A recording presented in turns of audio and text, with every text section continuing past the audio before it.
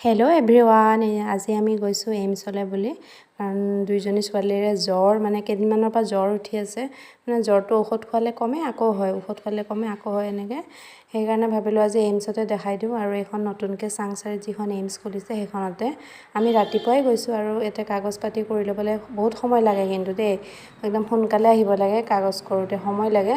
আৰু ডাঙৰ মোবাইল লাগেই লগত, মোবাইল নহ'লে একো কাম নাই।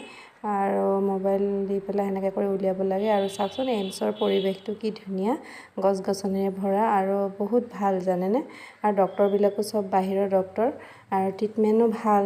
আৰু মানে কিছুমান আছে নহয়, কিছুমান ডক্টৰ আছে মানে সোধা পোছা ভালকৈ নকৰে, ভালকৈ নাচায়। কিন্তু এইখনত মানে যিমানবিলাক ডক্টৰ আছে চবেই ভালকৈ চায় মানে বেমাৰটো, আৰু ধুনীয়াকৈ চায়। আৰু এই আমি এইমছৰ পৰা এতিয়া ওলালোঁ ধুনীয়াকৈ দেখাই পেলাই দুইজনীকে।